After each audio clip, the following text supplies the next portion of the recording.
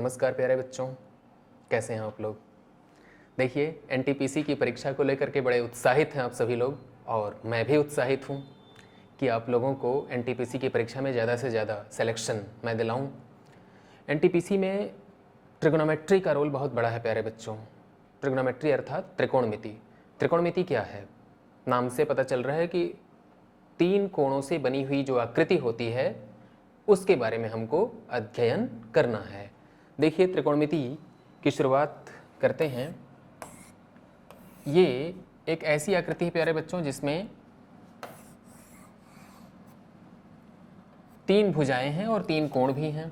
ये इसको पहला कोण कह लीजिए, इसको दूसरा कह लीजिए और इसको तीसरा कह लीजिए। यहाँ पे देखिए, पहला कोण ये है, दूसरा ये है और तीसरा ये है।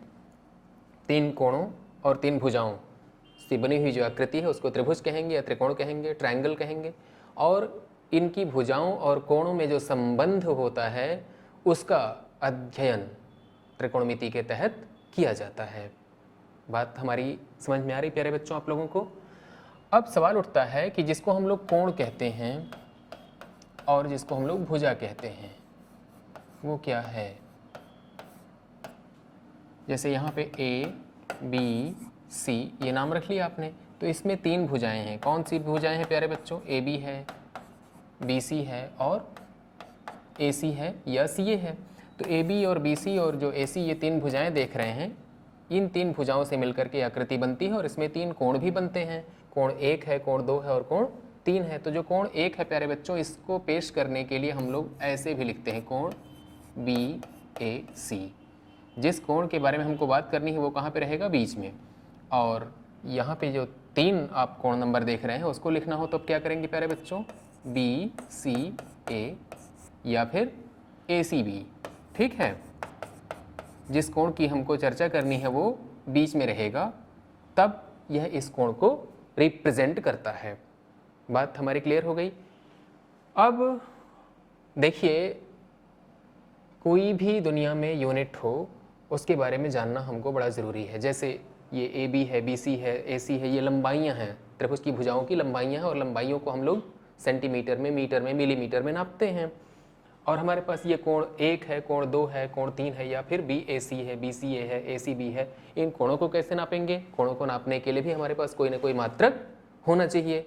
तो कोणों को नापने का जो मात्रक होता है प्यारे बच्चों, उसके बारे में कभी सोचा है आपने? कोण को कैसे नापेंगे? कोणों को आप लोग अगर हिंदी भाषी विद्यार्थी रहे हैं तो अंश में नापते हैं। कोणों को कैसे नापते हैं? अंश में। और अंग्रेजी माध्यम के विद्यार्थी होंगे अगर आप, तो आप लोग कोणों को कैसे नापते हैं? डिग्री में। अंश और डिग्री एक ही बात है। देखिए, अंश को और डिग्री को आज हम लोग समझ लेते हैं। क्या है अंश प्यारे बच्चों और क्या है डिग्री? देखिए, अंश का मतलब ये होता है या डिग्री का मतलब ये होता है कि आपके पास जो ये प्लेन है, जो समतल है, इसको चार बराबर हिस्सों में ऐसे बांट लीजिए। बांट लिया आपने? ठीक। अब जरा गौर से देखिएगा, ये एक समकोण कहलाता है, ये भी एक समकोण कहलाता है, ये भी एक समकोण कहलाता है और ये भी एक समकोण कहलाता है। इन चारों को 360 बराबर बराबर हिस्सों में आप बांट लीजिए तो प्रत्येक भाग कहलाएगा एक डिग्री। अर्थात ये 90 अंश का हो जाएगा, ये भी 90 अंश का हो जाएगा, ये भी 90 अंश का हो जाएगा और ये भी 90 अंश का हो जाएगा। कोणों को नापने की इकाई पे हम लोग बातचीत कर रहे हैं। ये जो 90 अंश देख रहे हैं प्यारे बच्चों, इसके अगर बराबर बराबर 90 हिस्से कर दिए जाएं ऐसे, तो प्रत्येक हिस्सा जो होगा इसका, उसको कहेंगे हम लोग एक अंश। क्या कहेंगे?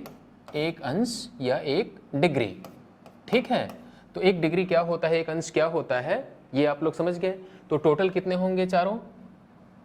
360 अंश। ये कोणों के नापने का एक मात्रक हो गया आपके पास। अंश से छोटा क्या हो सकता है? तो अंश से जो छोटा होता है प्यारे बच्चों, उसकी भी चर्चा कर लेते हैं।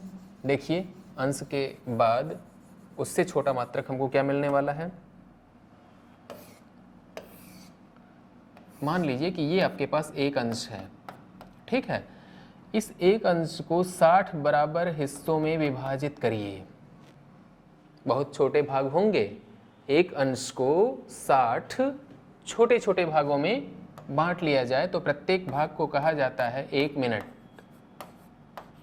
अभी तक तो आप लोग यही जानते थे कि मिनट समय को मापता है, लेकिन आज आप सीख लीजिए कि कोणों को मापने के लिए भी हम लोग मिनट का इस्तेमाल करते हैं।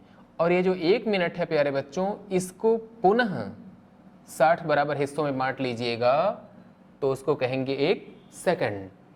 फिर से समझिए, एक अंश जो होता है उसमें होते हैं 60 मिनट और 1 मिनट जो होता है उसमें होते हैं 60 सेकंड, ठीक है। एक अंश में 60 मिनट और 1 मिनट में 60 सेकंड। तो अंश, मिनट और सेकंड यह तीनों कोणों को नापने के मात्रक हैं, कोणों को नापने की यूनिट्स हैं, ठीक है। एक और यूनिट है जिसके बारे में बात करना बहुत आवश्यक है प्यारे बच्चों। कोणों को नापने का एक और तरीका होता है हमारे पास, और वो तरीका ये है, बड़े गौर से देखिए। मान लिया जाए कि आपके पास एक सर्कल है और उसका यहाँ पे सेंटर है, ये रेडियस है, ओ ए त्रिज्या है, ठीक है। अब इस त्रिज्या को आप क्या करिए, ऐसे रोटेट करा दीजिए। जब आप इसको रोटेट कराएंगे प्यारे बच्चों तो हम लोग क्या कहेंगे कि ओ ए घूम करके ओ पी पर पहुँच गई है। तो जब आपकी त्रिज्या ओ ए रोटेट करते हुए ओ पी तक पहुँच जाएगी तो ये वाला जो कोण बना हुआ है, इस कोण का मापन कैसे किया जाए, ठीक है। तो इसको नापने के लिए हम लोग यूनान के लोगों के आभारी हैं प्यारे बच्चों, ऋणी हैं। उन लोगों ने इसको नापने का एक बहुत ही बेहतरीन तरीका प्रस्तुत किया दुनिया के सामने। उन्होंने कहा कोणों को हम लोग रेडियन में नापेंगे। उन्होंने क्या कहा, कोणों को रेडियन में नापेंगे। ये रेडियन क्या है, कोणों को नापने का मात्रक है, ठीक है। अब सवाल उठता है कि अगर रेडियन में नापेंगे तो एक रेडियन किसके बराबर होना चाहिए। तो जो एक रेडियन होता है प्यारे बच्चों, वो किसके बराबर होता है, इस बात को समझ लीजिए। मान लिया जाए कि जितनी बड़ी ये त्रिज्या है ओ से ए तक, ठीक है, इतनी ही दूरी को आप यहाँ पे चल करके तय कर लीजिए। ऐसे जितनी बड़ी ये त्रिज्या है उतना ही दूरी आप यहाँ पे तय कर लीजिए। तो इसको कहेंगे प्यारे बच्चों ओपी, और ये वाली जो लाइन है वह इसके एग्जैक्ट बराबर है, ये आर है। सपोज करिए यहाँ पे आप एक्स दूरी तय करके चलते हैं, तो इस कोण का मापन हमको करना है। अब यह जो कोण है प्यारे बच्चों, उस कोण की वैल्यू क्या होती है, कोण बराबर आप जानते हैं और नहीं जानते हैं तो जान लीजिए। कोण बराबर क्या होता है, चाप बटे त्रिज्या। अंग्रेजी माध्यम के हमारे बच्चे क्या कहेंगे, चाप को आर्क और त्रिज्या को क्या कहते हैं, रेडियस। तो एंगल बराबर क्या होता है प्यारे बच्चों, आर्क में रेडियस का भाग दे दीजिए। अब यहाँ पे आर्क कितना है आपके पास, पी ए, रेडियस कितना है आपके पास, ओ ए। तो पी ए में जब ओ ए से भाग देंगे तो आपको क्या मिलेगा, कोण, ठीक है। यह कोण 1 रेडियन हो सकता है। कब हो सकता है 1 रेडियन, जब पी ए और ओ ए दोनों बराबर हो जाएं, ठीक है। तो पी ए और ओ ए जब दोनों बराबर हो जाएंगे तब क्या होगा प्यारे बच्चों, इसको कहेंगे हम लोग 1 रेडियन, ठीक। अर्थात 1 रेडियन की जो परिभाषा आप लोगों ने सीखी वो क्या है, त्रिज्या के बराबर चाप द्वारा केंद्र पर अंतरित कोण 1 रेडियन कहलाता है। दोबारा सुन लीजिए इस बात को, त्रिज्या के बराबर चाप द्वारा केंद्र पर अंतरित कोण 1 रेडियन कहलाता है, ठीक। अब अगर आप यहाँ से चल करके ऐसे ऐसे पूरा एक चक्कर पूरा कर लें तब कितने रेडियन कोण आप बना पाएंगे। देखिए यहाँ से यहाँ तक आर है, ये आर चलिए, दोबारा से आर चलिए, फिर तीसरी बार आर चलिए, फिर चौथी बार आर चलिए, पांचवी बार आर चलिए और छठी बार भी आर चलिए। उसके बाद कुछ दूरी और चलने को बची रहेगी। तो आप जानते हैं कि ये परिधि है, और परिधि जो होती है प्यारे बच्चों वो होती है 2 पाई आर। यदि हम ये कहते हैं कि कोण बराबर होता है चाप बटे त्रिज्या, ठीक है, तो संपूर्ण कोण टोटल एंगल, एक चक्कर लगाने के बाद जो टोटल एंगल तैयार हो रहा है उसको अगर हमको चाहिए तो क्या करिएगा, ये चाप आपके पास 2 पाई आर है और त्रिज्या तो आर है ही है, तो संपूर्ण कोण कितना हो जाएगा, आर से आर काट दीजिए, मिलेगा क्या आपके पास 2 पाई रेडियन। देखिए बड़े काम की चीज मिल गई है आपको। 2 पाई रेडियन किसके बराबर है, आप समझने का प्रयास कीजिए प्यारे बच्चों। इसके पहले जो हम लोगों ने बात की थी अभी कि हम लोग कोणों को अंश में और मिनट में और सेकंड में नापेंगे, तो संपूर्ण कोण वहाँ पे जो आपने देखा था वो कितना बड़ा था आपके लिए, 360 डिग्री के बराबर था वो, या 360 अंश के बराबर था। यहाँ पे आप जो कोण देख पाएंगे वो किसके बराबर है, ध्यान दीजिएगा। यहाँ से चल के यहाँ तक जो टोटल एंगल आपने देखा था वो किसके बराबर था, 360 अंश के बराबर। हम यहाँ पे क्या कह रहे हैं रेडियन में कि ये 2 पाई रेडियन के बराबर है, अर्थात 360 अंश का मान 2 पाई रेडियन के बराबर होता है। रेडियन जो लिखा हुआ है ये, इसको किस अक्षर से प्रकट किया जाता है, इसके लिए नोटेशन क्या है प्यारे बच्चों, ये स्मॉल सी के जैसा, लेकिन स्मॉल सी नहीं, स्मॉल सी के जैसा आप एक सिंबल बनाइए, ये ऐसे, ठीक है, ये रेडियन का संकेत है। तो ये 2 पाई रेडियन लिखा हुआ है और ये 360 अंश लिखा हुआ है। इस तरफ 2 से इस तरफ 2 से भाग दे दीजिए तो क्या मिलेगा आपको, 180 अंश बराबर पाई रेडियन, ठीक है। तो 180 अंश और पाई रेडियन एक दूसरे के बराबर होते हैं। अब आपसे पूछा जाएगा कि 1 रेडियन किसके बराबर होता है, तो जो 1 रेडियन होता है प्यारे बच्चों, उसको अगर आप अंश में प्रकट करना चाहते हैं तो क्या हो जाएगा, वो 180 बटे पाई अंश, अर्थात 1 रेडियन की वैल्यू क्या होती है, 180 बटे पाई, और पाई की वैल्यू अगर 22/7 आप रख दें तो आप जान जाएंगे कि 1 रेडियन को अंश में प्रकट करने के लिए हमें क्या करना है। बात समझ में आ गई प्यारे बच्चों। अब आगे चलते हैं। देखिए आगे बड़ी ही महत्वपूर्ण बात आपसे करनी है हमको। मैंने कहा था आपसे अभी थोड़ी देर पहले कि त्रिकोणमिति क्या है। त्रिकोणमिति गणित की वो शाखा है प्यारे बच्चों जिसमें हम लोग त्रिभुज की भुजाओं और उसके कोणों के संबंधों का अध्ययन करते हैं। तो एक त्रिभुज बना लेते हैं। ये देखिए त्रिभुज बन गया आपके सामने। अब ये जो त्रिभुज बना है इसमें ये कोण अगर ये 90 अंश का हो अर्थात समकोण हो तब क्या होगा, इसको हम लोग कहेंगे समकोण त्रिभुज, ठीक है, या राइट एंगल्ड ट्रायंगल। और मान लिया जाए अगर आपके पास त्रिभुज ऐसा हो जिसमें प्रत्येक कोण 90 अंश से छोटा है तब हम क्या कहेंगे, इसको न्यून कोण त्रिभुज। और मान लीजिए कि एक त्रिभुज ऐसा हो आपके पास जिसका यह कोण 90 अंश से बड़ा हो तब हम क्या कहेंगे, इसको अधिक कोण त्रिभुज, ठीक है। समकोण त्रिभुज को राइट एंगल्ड ट्रायंगल, न्यून कोण को एक्यूट एंगल्ड ट्रायंगल और अधिक कोण त्रिभुज को ऑब्ट्यूज एंगल्ड ट्रायंगल कहते हैं। अब हम लोग जो समकोण त्रिभुज है प्यारे बच्चों उस पे बात कर लेते हैं। समकोण त्रिभुज में क्या करना है हमको, बड़े गौर से देखिए।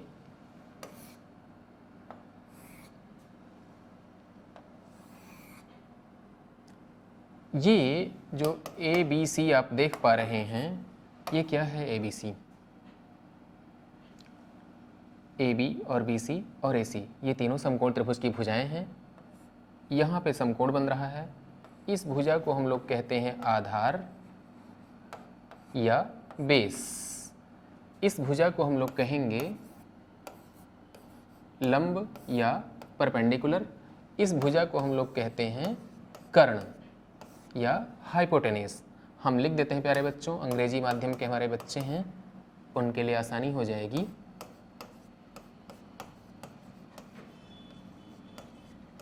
ठीक है, इसको क्या कहेंगे, बेस और इसको क्या कहेंगे,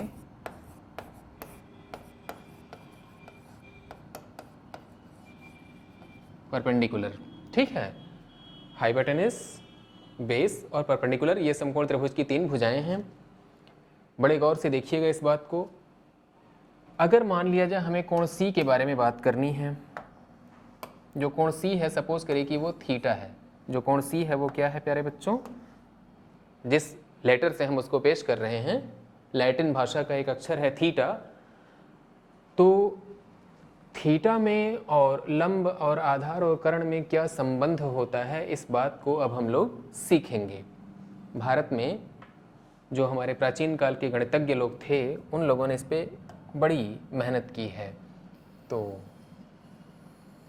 हम लोग उनको धन्यवाद देते हुए आगे बढ़ते हैं। देखिए,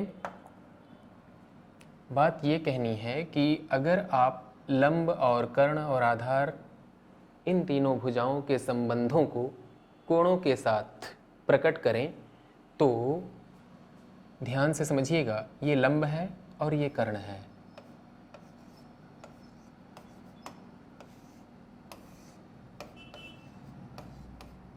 लंब और कर्ण का जो अनुपात होता है प्यारे बच्चों, उसे कहा जाता है साइन थीटा। जो ये एंगल देख रहे हैं आप लोग, उसका साइन किसके बराबर होता है, लंब और कर्ण के अनुपात के बराबर। आपसे कभी कोई पूछे साइन थीटा क्या है, कोसाइन थीटा क्या है, तो ये त्रिभुज की भुजाओं के अनुपात होते हैं। ठीक है, अब दूसरी महत्वपूर्ण बात, अगर आधार और कर्ण का अनुपात हमको देखना हो, तो आधार में अगर आप कर्ण का भाग देते हैं प्यारे बच्चों, तो आपको जो मिलेगा अनुपात, उसे कहा जाता है कोसाइन थीटा या शॉर्टकट में कॉस थीटा।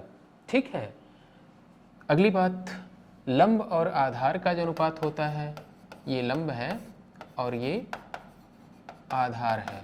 तो लंब और आधार का जो अनुपात होता है प्यारे बच्चों, उसे हम लोग क्या कहते हैं, टैन थीटा। ठीक है, इसको टेंजेंट थीटा भी कहा जाता है।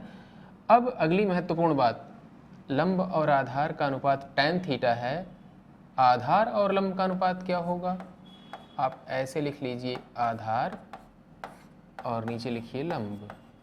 आधार और लंब का अनुपात क्या हो जाएगा, कॉट थीटा। ठीक है, आगे देखिए, कर्ण और आधार का अनुपात क्या हो जाता है प्यारे बच्चों, सेक थीटा, और कर्ण और लंब का अनुपात क्या हो जाता है, कोसेक थीटा। इन बातों को याद रखिएगा। पहली बात क्या है, लंब और कर्ण का अनुपात साइन थीटा। दूसरी बात क्या है, आधार और कर्ण का अनुपात कोसाइन थीटा। तीसरी बात क्या है प्यारे बच्चों, लंब और आधार का अनुपात टैन थीटा। चौथी बात क्या है, आधार और लंब का अनुपात कॉट थीटा है। पांचवी बात क्या है, कर्ण और आधार का अनुपात सेक थीटा है। छठी बात क्या है, कर्ण और लंब का अनुपात कोसेक थीटा है। ये त्रिकोणमितीय अनुपात कहे जाते हैं। ठीक है, तो ये जो ट्रिग्नोमेट्रिकल रेशियोज हैं प्यारे बच्चों, इनको आपको याद रखना है, और ये आपके लिए नींव का काम करेंगे, फाउंडेशन का काम करेंगे। त्रिकोणमिति का अध्ययन जब आप करते हैं, तो ये बिल्कुल बेसिक बातें हैं, ये आपको पता होनी ही चाहिए। ठीक है, और इसको याद करने के लिए जो आप लोग एक तरीका अपनाते हैं, देखिए,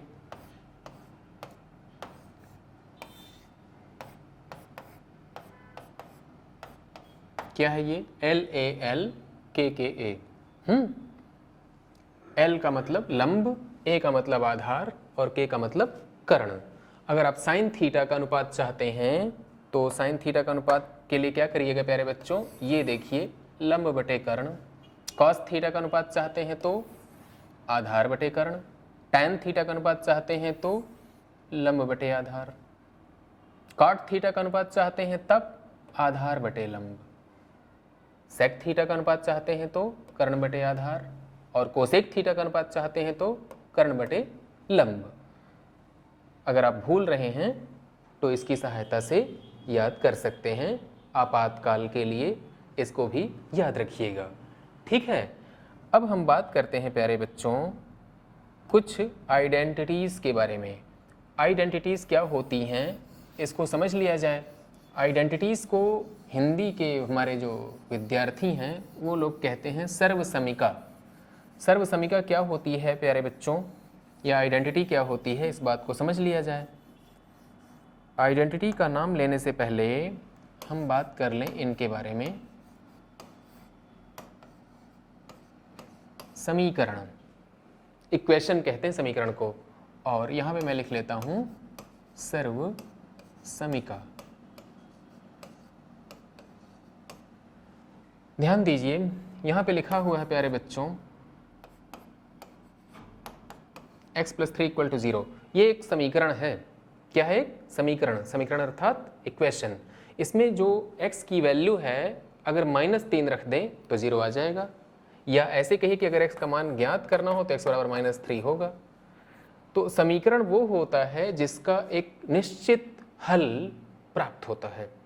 इक्वेशन वो है जिसका एक डेफिनेट सॉल्यूशन आपको मिलेगा, उसके अलावा और कोई हल नहीं हो सकता। लेकिन सर्वसमिका किसको कहते हैं प्यारे बच्चों? सर्वसमिका वो होते हैं या आइडेंटिटी वो होते हैं जिसके अनंत हल होते हैं।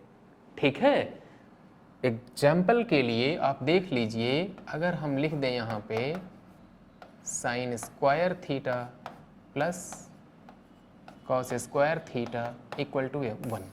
ठीक है, sin² theta plus cos² theta = 1। ये क्या है प्यारे बच्चों? इसको कहते हैं आइडेंटिटी या सर्वसमिका। इसमें थीटा की वैल्यू चाहे आप 0 रख लीजिए, 1 2 3 4 5 6 अनंत तक रख लीजिए, कोई समस्या नहीं है, इसका मान हमेशा 1 आएगा। तो थीटा के प्रत्येक मान के लिए इसकी जो वैल्यू है वो 1 है, इसलिए इसको कहेंगे सर्वसमिका। ठीक है, समीकरण किसी विशेष मान के लिए संतुष्ट होता है, सर्वसमिका सभी मानों पर संतुष्ट होती है। आगे चलते हैं, कौन कौन सी सर्वसमिका पे आज बात किया जाए प्यारे बच्चों। देखिए, आप लोगों ने उनका नाम तो सुना होगा, मिस्टर बोधायन का। कौन थे बोधायन साहब? भारत के महान गणितज्ञ बोधायन। बोधायन साहब ने एक बात बताई थी कि यदि किसी समकोण त्रिभुज में ये कर्ण है और ये लंब है और ये आधार है, तो बोधायन साहब ने ये बात बताई थी कि किसी समकोण त्रिभुज में कर्ण पर बना हुआ वर्ग शेष 2 भुजाओं पर बने हुए वर्गों के योगफल के बराबर होता है। इस बात को हम आपको और बेहतर समझाना चाहते हैं, जरा ध्यान से देखिएगा प्यारे बच्चों। मान लीजिए कि ये समकोण त्रिभुज हमने बनाया, अब ये कर्ण है, ये लंब है, ये आधार है, आधार पे कैसा वर्ग बनेगा? ये एक वर्ग है जो आधार पे आपने निर्मित किया, और एक वर्ग ऐसा बनाइए जो कर्ण पे बना हुआ हो, एक वर्ग ऐसा बनाइए जो लंब पे बना हुआ हो। तो बोधायन साहब का ये कहना था कि अगर यह त्रिभुज ABC है तो AB पर बना हुआ वर्ग अर्थात ये और BC पर बना हुआ वर्ग अर्थात ये, इन दोनों के क्षेत्रफल का जो योगफल होता है वह इसके क्षेत्रफल के बराबर होता है। या ऐसे कहिए कि AB पर जो वर्ग बना हुआ है उसका क्षेत्रफल क्या होगा? इसके बराबर होगा, और जो BC पे वर्ग बना है उसका क्षेत्रफल क्या होगा? इसके बराबर होगा। ये दोनों मिल करके किसके बराबर होंगे? जो AC पर वर्ग बना हुआ है उसके बराबर होंगे। ठीक है, AB का स्क्वायर प्लस BC का स्क्वायर बराबर AC का स्क्वायर। इस बात को याद रखिएगा प्यारे बच्चों। बाद में आगे चल के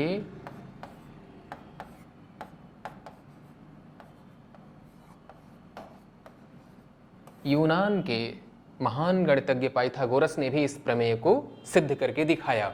ठीक है, आप ये कतई ना समझिएगा कि बोधायन साहब की उन्होंने नकल की थी। हाँ, पाइथागोरस भी महान थे और उन्होंने जो थ्योरम प्रस्तुत किया वो पाइथागोरस थ्योरम कहलाया और भारत में इसको बोधायन साहब पहले ही सिद्ध कर चुके थे। तो इसको मिला करके हम लोग कहेंगे बोधायन पाइथागोरस का प्रमेय या बोधायन पाइथागोरस थ्योरम। क्या है बोधायन पाइथागोरस थ्योरम? आपसे पूछा जाएगा कभी भी तो आप क्या कहिएगा प्यारे बच्चों? किसी भी समकोण त्रिभुज में कर्ण पर बना हुआ वर्ग शेष दो भुजाओं पर बने हुए वर्गों के योगफल के बराबर होता है। ये बात समझ में आ गई। अब हम चलते हैं सर्वसमीकाओं की तरफ। क्या है हमारी सर्वसमीका पहली, उसको समझ लिया जाए। बड़ा गौर से देखिएगा और आसान बातें हैं। मान लीजिए ये आपके पास एक समकोण त्रिभुज है जिसका ये वाला जो कोण है प्यारे बच्चों, ये है थीटा।